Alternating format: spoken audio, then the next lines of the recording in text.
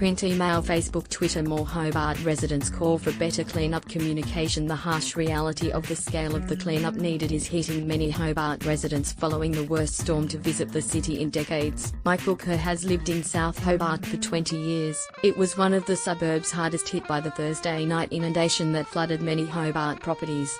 It was a pretty big deal for us. Our car was half underwater, 2 motorbikes. You can see the level of the water line, Mr. Kerr said. Water inundated his shed and under the house, but luckily, the interior of his home remained dry. He is now clearing debris from his backyard, but how long the cleanup task will take remains unclear.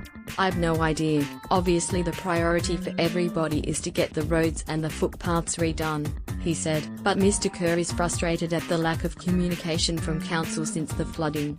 I would like to have more feedback from the council. The only feedback we get is going and talking to a road worker, he said.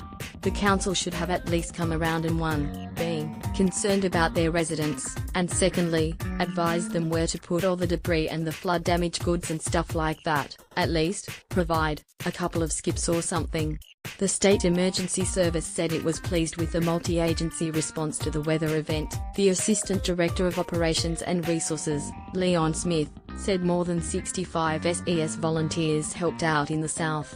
I've been a member of this organization for 6 months, and it just makes me so proud of the effort that's been put in, but also the professionalism of the organization and their willingness to be able to contribute to such a successful outcome in such a significant event, he said. Almost 400 calls for assistance were received in the southern part of the state during the past few days. Acting Southern Regional Manager Mark Dance said even though the weather had calmed, the SES was still around to help. We're here for the long haul, he said.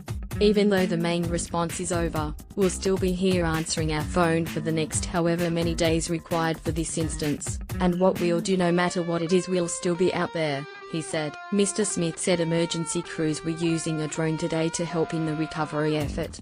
The drone is used to be able to gather more rapid intelligence in a really timely manner, he said.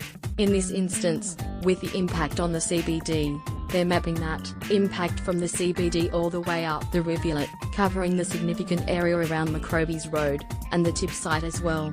The South Hobart tip has been closed due to extensive water damage and is expected to remain closed for several days. Insurance claims following the extreme weather event have already passed 500, with the damage bill so far exceeding $2 million. The chief executive of Rect Insurance, Trent Sayers, said it had been a very busy couple of days.